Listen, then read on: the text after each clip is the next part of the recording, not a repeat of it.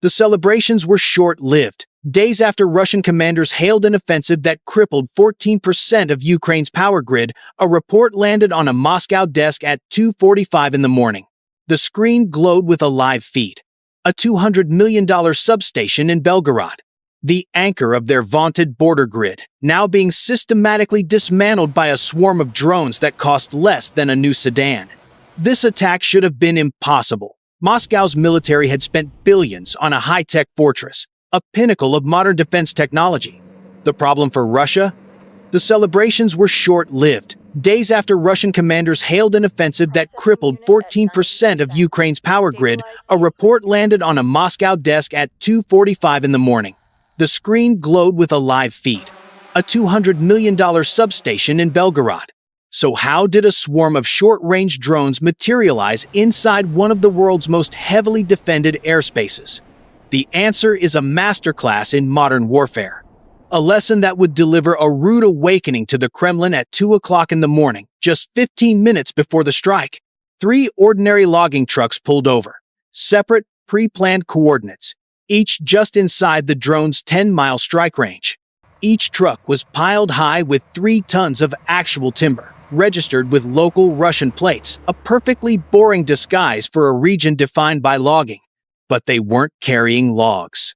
Each truck was a self-contained mobile launch pad, a military equivalent of a forward operating base, designed for one specific last-mile delivery of advanced weapons. Wrapped beneath the canvas, a specialized thermal blanket masked the vehicle's heat signature. 3 ordinary logging trucks pulled over. Separate, pre-planned coordinates, each just inside the drone's 10-mile strike range. Each truck was piled high with 3 tons of actual timber, registered with local Russian plates, a perfectly boring disguise for a region defined by logging.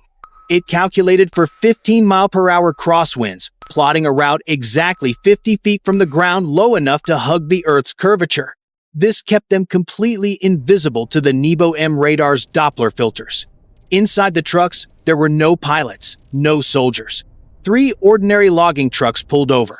Separate, pre-planned coordinates, each just inside the drone's 10-mile strike range, designed for one specific last-mile delivery of advanced weapons.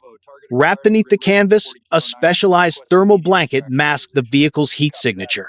Back at the S-400 battery, the Russian operators, thinking of their next warm meal, saw absolutely nothing for 6 minutes. The swarm was a ghost. Then, at 2:36 in the morning, the illusion shattered. A flicker on a screen at the Nebo-M radar station was flagged. An anomaly. The alert flashed at the Pantsir S-1 command post. There, a Russian operator saw what the automated defense systems had missed. 6 targets, flying too fast, too low, in a formation far too perfect for any flock of birds. The Russian army's doctrine for an unidentified border incursion is simple: overkill. The response was immediate. A single button press launched 2 57 E-6 missile streaks, plumes of fire that cost as much as a luxury car, moving at 3 times the speed of sound. They found their targets. 2 brilliant explosions lit the darkness. A textbook interception. It was also a textbook trap. They had just wasted over $20,000 vaporizing 2 worthless $300 decoy drones, each missile costing more than a new motorcycle. Worse, this apparent victory in this global conflict triggered a disastrous chain reaction. Believing the primary threat was neutralized, Ground Command dispatched 2 Ural 4320 trucks to hunt for Phantom Commandos, while the Russian troops chased shadows in the snow. The real killers, the 16 remaining strike drones, slipped past in the chaos, utterly invisible. The Russian celebration lasted exactly 2 minutes. At 2:38 in the morning, just as they were reporting the successful kills, the real attack began. It wasn't a missile. It was a ghost in the machine. A signal from a French-made Thales jamming system hit the Pantsir's radar with the force of a digital hurricane, blinding the command vehicle's screen. The screen dissolved into a blizzard of white static. The operators were blind. In this theater of modern warfare, while they were blind, the drones danced. The main swarm executed a flawless beam maneuver, a sharp 90-degree turn, flying perpendicular to the radar's last known fix. their signature vanished. Simultaneously, their guidance signal initiated frequency hopping, jumping across 100 channels every second, a masterclass in defense technology. Locking on was impossible. It was like trying to catch a ghost that shifted with every blink, a new level of electronic warfare. The Russian army was unprepared for this from a simple quadcopter, but the worst was yet to come. The problem wasn't just in the airwaves. It was in the air itself. The brutal 28-degree cold was a weapon, savaging their hardware. The lithium-ion batteries inside the Pantsir defense systems were never designed for the punishing Russian winter. They were freezing. Power output plummeted by 25%. The turret, which needed to whip around to track targets, grew sluggish, moving as if through molasses. These soldiers were now fighting a two-front war. They were blind. Their modern weapons were freezing to death around them. All they could do was stare at a useless screen, wondering what could fly in perfect formation, at 60 miles per hour through a snowstorm, and then vanish from the world's most advanced radar. On the ground, the Russian troops were blind, deaf, and rapidly freezing. But the Russian military machine has many eyes. One was staring down from 30,000 feet. An A.50 AWACS, a flying command post. Its radar eyes could spot an enemy fighter jet 250 miles away. It patrolled its standard orbit, high above the chaos. Its mission was not hunting tiny, low-flying drones. Its powerful look-down radar was designed to track entire Air Force squadrons, but it had another, more fundamental sensor. It was hunting for heat. Against the uniform, sub-zero cold of the vast landscape, three anomalies burned white-hot on the thermal display. They weren't the drones, they were the trucks. The diesel engines, still radiating a searing 160 degrees Fahrenheit from their journey, screamed against the frozen earth. They were like three burning embers on a sheet of ice.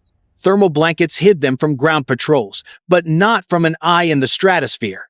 The data flashed from the A-50 to a regional command center, a key piece of war analysis for a furious commander who saw his chance to reverse the night's humiliation. He wouldn't just destroy the source, he would capture it. The order crackled across the encrypted network, a developing military news story. It dripped with vengeful certainty. Capture them alive. I want proof. The response was immediate and terrifying. Two Ka-52 Alligator attack helicopters lifted from a nearby airbase, their coaxial rotors beating the frigid air into submission. These were apex predators in this global conflict. Their millimeter-wave radar sliced through the fog, painting the terrain below in a ghostly thermal image, a high-end FLIR camera built for war. Behind them, a lumbering Mi-8 transport followed. On board, a fire team of 6 Spetsnaz soldiers and 2 attack dogs. The hunters were loose. Inside one of the logging trucks, 2 Ukrainian operators watched the mission clock ticking down. Their drones had just 3 minutes of battery left to find their targets and complete the strike. Then they heard it. A new sound, not part of the wind. A sound that was growing steadily louder. A quick glance at their tablet, networked to passive acoustic sensors, confirmed their worst fear. Helicopters, 2 of them, and they were heading directly for their position. Panic flared. The driver slammed the truck into gear. The wheels just spun, whining uselessly. During the hasty setup, they had backed into a snowdrift, 2-foot-deep powder. It now held the multi-ton vehicle in an icy grip. They were stuck, trapped in a metal box miles from safety, with the sound of approaching death getting louder every second. The mission clock was ticking down, but a faster, much more final clock had just started. The clock on their own survival. And this military update was far from over. The Russians believed they had them cornered, a bear trapping a fox. It was a classic mistake in modern warfare. They hadn't seen the whole picture. They had walked directly into the second, far deadlier part of the trap. The moment the helicopters appeared on their sensors, the mission clock was ticking down, but a faster, much more final clock had just started. The clock on their own survival. And this military update was far from over. It was the final, crucial step. A single command transmitted from their console, not to their own truck, but to the third logging truck, positioned 1.5 miles out. Instantly, the decoy roared to life. its tires churning snow, a ghost set in motion. The Russian Ka-52 pilots, peering through thermal sights, saw exactly what they expected: a hot, fleeing target. The Air Force banked hard, locking on, giving chase. They were predators who had just seen their prey break cover. A simple, satisfying equation for these troops.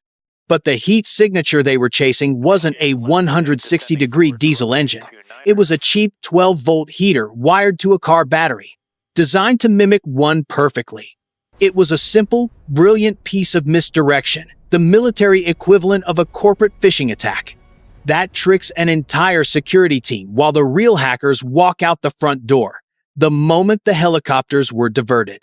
The back door of the real command truck swung open. Two operators plunged into waist-deep snow, the frigid air burning their lungs. As they sprinted 150 yards to a position known by heart waiting for them, an old UAZ Hunter parked there overnight. Its engine block as cold as the surrounding landscape. To the thermal-gazing helicopters, it was completely invisible. Just another cold rock in a field of white. In a fluid 30-second drill, they threw their control console and its precious hard drives into the back of the UAZ.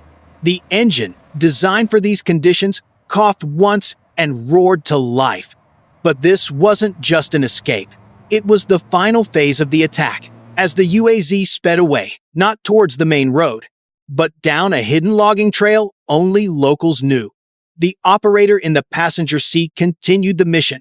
The back of the UAZ was now a mobile launch station.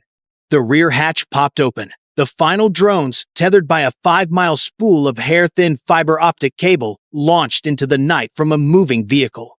They were now a ghost controlling a swarm of smaller ghosts, escaping at 50 miles per hour. This wasn't just a rugged SUV.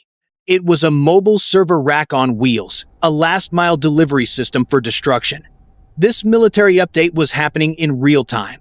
Minutes later, 6 heavily armed Spetsnaz soldiers rappelled from their Mi-8, storming the decoy logging truck with flawless precision, ready to capture the high-value targets who had humiliated their defense systems. Instead, they found a cheap 12-volt heater, a GPS spoofer, and a single USB stick plugged into a small speaker, blaring a Ukrainian folk song on a loop. 0-100 hours, Moscow time. The drone, now just feet from its target, made its final adjustment. Its INS GPS navigation system, a piece of targeting so precise it redefined modern weapons, locked onto the geometric center of Transformer 2, the heart of the substation. It wasn't just hitting the building, it was performing open-heart surgery with a 1-pound fragmentation warhead. For the Russian grid operators who thought Ukraine's power was a switch they could flip off, their own system was about to be put into a permanent deep freeze. The impact was silent for a fraction of a second. The drone's M732 fuse was intentionally set with a 0.8-second delay, allowing the warhead to punch inside the transformer's housing before detonating. It was the difference between knocking on a door and kicking it down from the inside. What happened next was a brutal physics lesson. The blast wave, with an explosive force equivalent to about 2 pounds of TNT. Confined by concrete, the dense 28-degree air became a weapon, supercharging the blast wave to nearly double its intended force. The principle is the same as a high-performance engine, but this engine of modern warfare was engineered for pure destruction. What happened next was a brutal physics lesson. The blast wave, with an explosive force equivalent to about 2 pounds of TNT. Confined by concrete, the dense 28-degree air became a weapon, supercharging the blast wave to nearly double its intended force. The overpressure wave struck the building's support columns, not with a push, but a shattering impact. They didn't bend, they vaporized. It became the coldest, most expensive tomb. Miles away, a Spetsnaz team leader made the most humiliating radio call of his career. Their high-value asset acquisition had failed. Their prize? A cheap space heater, a GPS spoofer, and a single USB stick. Its only payload? A defiant Ukrainian folk song blasting into the frozen night. Thousands of miles above, an American intelligence satellite began its pass. The satellite captured the entire sequence in 12 high-resolution frames. The first showed 3 intact trucks. The middle frames showed the Air Force in pursuit of a ghost. The final frame revealed an 80-foot crater where the substation used to be, and the faint thermal track of a single asset. It was already disappearing over the border. The Russian army had scrambled attack helicopters, elite troops, and a flying command post to hunt a phantom. In the end, all they captured was a decoy. The explosion at 2 a.m. wasn't the final act, it was the start of a strategic collapse. The satellite captured the entire sequence in 12 high-resolution frames. The first showed 3 intact trucks. The middle frames showed the Air Force in pursuit of a ghost. The final frame revealed an 80-foot crater where the substation used to be, and the faint thermal track of a single asset.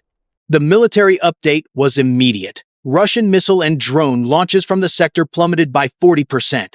The paralysis spread down the chain.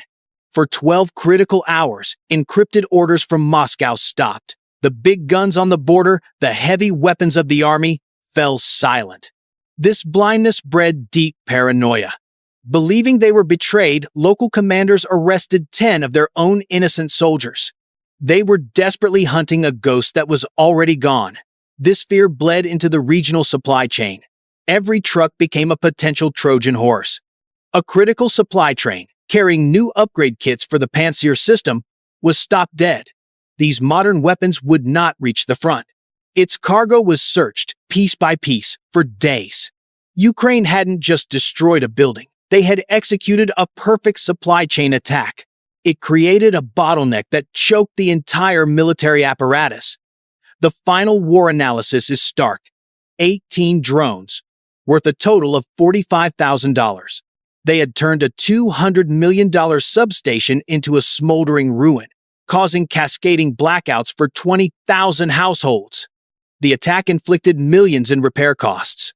A strategic return on investment that defies the logic of conventional global conflict. The lesson learned that morning was brutal and clear. In modern warfare, the winner isn't the side with the biggest, most expensive weapon. It's the side clever enough to turn a simple logging truck into a precision launch platform for new weapons. A cheap heater into a perfect decoy. Simple electronics into a tool of mass disruption. This is the new reality of national defense. This attack was not the final target. It was merely the opening note in the latest military news. A perfectly orchestrated symphony of destruction across Russia. For centuries, Russia's greatest weapon in warfare was the winter that crushed Napoleon and broke Hitler. Which is why, at 2:47 a.m., when a Russian operator saw flickering blips on his radar, he dismissed them as snow squalls. He was unaware they were Ukrainian Lyuty drones, screaming towards their target. These drones were not fighting the brutal 40-mile-per-hour crosswinds. They were harnessing the storm, riding the turbulent air like an unseen current. Each of these military drones was a guided warhead, delivering a 130-pound C-4 payload to the heart of the Volga power grid. The operation was the culmination of a precise war analysis, forged over 14 days. The target, the Veshma substation, a $200 million steel heart, pulsing 2.4 million kilowatts into central Russia. In the minds of Russian commanders, it was untouchable, shielded by 710 miles of airspace and the certainty that winter itself was their greatest fortress. Delivering a 130-pound C-4 payload to the heart of the Volga power grid. The operation was the culmination of a precise war analysis, forged over 14 days. The target, the Veshma substation, a $200 million steel heart, pulsing 2.4 million kilowatts into central Russia. That certainty bred a fatal vulnerability. In those same 14 days, Ukrainian intelligence, sifting through satellite data, found the flaw in their defense. The drones needed to cross 700 miles of contested airspace, flying directly into the storm Russia saw as its ultimate shield. A true test of modern warfare. Onboard computers showed a maximum range of 620 miles. The target lay 710 miles distant. The arithmetic of this war was unforgiving. By all calculations, they would fall from the sky, fuel exhausted, far from their objective. The first trial was the border itself. They dropped to 80 feet, skimming the frozen steppe, flying beneath the razor's edge of Russian radar. Safely across, the lead drone bled a fine aerosol mist, the opening move of the Wind Weaver Cascade, a tactic born from the new age of defense technology. It was a digital sheepskin, cloaking 5 high-threat targets. On Russian radar, they became a single, innocuous weather cloud. But the fuel count was dropping faster than the distance. They were falling short. Then, the AI made its move. It ceased fighting the brutal 35-mile-per-hour crosswinds. Instead, it used them. An aerial martial art. Thousands of micro-adjustments to its control surfaces, turning the wind's own force into forward thrust. The result was immediate. Fuel efficiency surged by 30%. The impossible 710-mile journey was suddenly viable. For 2 hours, the gambit held. The ghost formation drifted deeper into Russian territory. But silence on a radar screen is deceptive. It could mean your enemy is blind. Or they are watching patiently, letting you walk into the kill box. The time was 01:47. The ghost cloud penetrated 200 miles. The illusion was perfect. In the Ukrainian command bunker, operators saw their fuel projections stabilize. Their stealth was holding. But Russia's army possessed a weapon designed specifically to hunt ghosts in this new era of global conflict. The Nebo-M radar. Most modern weapon systems use radar like a sniper scope, precise but narrow, easily deceived. The Nebo-M was different. It was a floodlight, bathing hundreds of miles of sky in low-frequency waves. It sacrificed precision for pure, undeniable detection.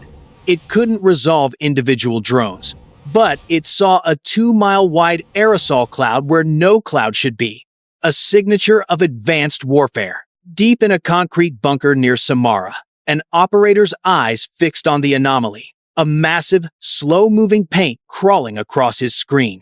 He had no target lock. He didn't need one. He relayed the grid coordinates to a Pantsir S-1 air defense battery. This was a job for soldiers on the ground. 12 miles out, a single command crackled over the net. Investigate. A 57E6 missile ignited, ripping through the night at Mach 3. It wasn't aimed at a drone. It was aimed at the center of mass. The warhead detonated, a blinding flash of white light, unleashing a lethal storm of tungsten shrapnel. The steel storm tore the ghost cloud apart. One of the wingman drones disintegrated instantly, a casualty of these modern weapons. First blood. The aerosol cloak was gone. 4 drones, now naked in hostile airspace. This military update had turned critical. And for the first time, Russian Air Force controllers knew with certainty they were being hunted. The time, 0100 hours, 1:48 a.m.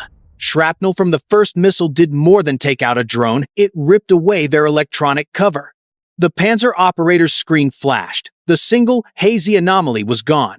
In its place, 4 hard, clear targets screamed across the display. The operator painted the lead drone. These modern weapons were seconds from launch. But the Ukrainian AI anticipated this. It bypassed flares, ignored jamming. It initiated the core of the Wind Weaver Cascade. The 4 drones executed a hard bank in perfect unison, a 90-degree turn perpendicular to the incoming radar. To the Russian troops on the ground, the move was illogical. It presented a larger target, a fatal error. Or so it seemed. In truth, it was a trap, grounded in the physics of modern warfare. The Panzer's Doppler radar is purpose-built. It tracks high-velocity targets on an intercept course. This defense system is programmed to filter out all other signals. Anything relatively stationary is dismissed. Ground clutter, trees, hills, buildings, electronic noise. By flying perfectly perpendicular to the radar's line of sight, the drone's relative velocity plummeted. It dropped to almost nothing. The system could no longer register a threat. The effect on the Russian defense was instantaneous. On the operator's console, 4 solid target locks blinked out, vanished. The multi-million-dollar targeting computer, seconds from launch, was now blind. Its own sensors reported the targets had ceased to exist, a ghost in the machine of this brutal war. The drones had melted back into the electronic static of the battlefield. The Russian operators stared, incredulous. His advanced defense system defeated by a simple law of physics. The Ukrainian drones survived the first pass. But the cost was high. They had revealed their hand. The Russians now knew the nature of their enemy. A sophisticated, coordinated threat, and the Russian military response was about to escalate dramatically. At 1:51 a.m., the Russian ground crew stared at their blank radar screens. The green glow reflected their fury. They had been outsmarted. But the drone's brilliant maneuver came with one fatal miscalculation. It assumed they were only fighting the soldiers in the bunker. The commander was on a secure radio. He demanded an asset to render the low-altitude tactics useless. He was calling on the Air Force. At 1:51 a.m., the Russian ground crew stared at their blank radar screens. The green glow reflected their fury. They had been outsmarted. But the drone's brilliant maneuver came with one fatal miscalculation. It assumed they were only fighting the soldiers in the bunker. More importantly, it wasn't just using radar. Its thermal sensors scanned the freezing landscape below, and against the black frozen earth, the 200-degree heat from the drone's engines glowed. 4 burning cigars in a dark room. This advanced piece of defense technology didn't need its own weapons. The commander was on a secure radio. He demanded an asset to render the low-altitude tactics useless. He was calling on the Air Force. But the drone's brilliant maneuver came with one fatal miscalculation. It assumed they were only fighting the soldiers in the bunker. And this time, it was locked onto the heat signature of the lead drone, Pathfinder. The physics trick would not work again. You can fool a Doppler radar. You cannot hide heat from an infrared seeker. The missile closed the gap at over 2,000 miles per hour. The 200-degree heat from the drone's engines glowed. 4 burning cigars in a dark room. This advanced piece of defense technology didn't need its own weapons. But the drone's brilliant maneuver came with one fatal miscalculation. It assumed they were only fighting the soldiers in the bunker. A small pod ejected from the drone's underbelly. This was not a standard, blazing hot magnesium flare, too obvious for a modern missile's sophisticated seeker. This was something far more clever. Inside the pod, a chemical compound ignited, engineered to burn at precisely 200 degrees Fahrenheit. You can fool a Doppler radar. You cannot hide heat from an infrared seeker. The missile closed the gap at over 2,000 miles per hour. In that same instant, the drone's AI executed 2 commands. Throttle cut. Its own heat signature vanished. This was advanced defense technology at its peak. It dropped below the missile's detection threshold, executing a sharp, unpowered dive for a few critical seconds. The drone became a glider, using the fierce Volga wind to push it silently toward the dark earth, a ghost in the machine of modern warfare. The missile seeker, screaming toward its target, now saw 2 identical heat signatures. It had a choice to make, a 50-50 chance. It chose wrong. The missile slammed into the decoy pod, detonating in a brilliant flash of shrapnel that tore through the night sky. Miles below, Russian troops likely cheered, believing they had scored a kill. They could not have been more mistaken. 2 seconds later, Pathfinder reignited its engine, climbing back to altitude. The A-50 crew could only watch in stunned silence. Their target reappeared on their screens, a phantom rising from the grave. In this deadly chess match of global conflict, they had just been checkmated. Every layer of Russian defense was peeled back. Every countermeasure from their advanced defense systems had failed. The road to Veshma was now open. Completely, terrifyingly open. At 02:47 hours, the final command from Kyiv was a single word: engage. The war analysis was complete. The 4 remaining drones were now unopposed. They converged on their targets, the massive 500 kilovolt transmission lines of the Veshma substation. The answer was a new doctrine of warfare, forged in Ukrainian ingenuity. Moscow believed its power grid was invincible. It took just 5 drones to prove them wrong. They released their combined 600-pound payload of high explosives. Each of these modern weapons was aimed with mathematical precision at the junction points, where the thick cables met the main support pylons. The warheads did not detonate on impact. The fuses were set with a 0.8-second delay. This was not a flaw. It was the most brilliant part of the plan. At 0 degrees Fahrenheit, steel does not bend. It shatters. The explosion wasn't just hitting a metal cable. It was striking a structure with the integrity of frozen glass. The delayed blast, timed at 0.8 seconds, detonated inside the pylon joints. The shockwave was trapped, shattering the frozen steel like a hammer on glass. The massive pylons didn't bend, they disintegrated. The 500 kilovolt lines, thick as a man's arm, snapped like dry twigs. There was no massive, lingering fire. There was only a sudden, deafening silence on the grid. 500 megawatts of power, gone in the blink of an eye. The moment the Ludi drones connected, it was as if the power cord for the entire Volga region had been severed. As the world watched a football final, videos flooded social media showing two blinding flashes. Flames shot 30 feet into the air. They burned until 0700 hours as Russian emergency crews scrambled. The Veshma substation, the energy heart of the region, was crippled. 500 megawatts, lost instantly. Enough to black out 400,000 Russian homes. Hundreds of thousands in Ulyanovsk, Mordovia, and Chuvashia were left in the freezing dark. Sirens wailed as authorities tried to lock down the scene, but everyone knew this military update signaled a catastrophe. 6 hours later, satellite imagery confirmed it. A 20-foot wide crater and high-voltage lines snapped like toothpicks. Russia claimed the situation was under control. A hollow claim. This was more than burning scrap metal. This was a strategic blow. A new chapter in this brutal war. This was the moment Ukraine demonstrated a new capability, and the entire Russian war machine felt the shockwave. When you zoom out from the smoldering crater, you see the devastating domino effect caused by a handful of $20,000 drones.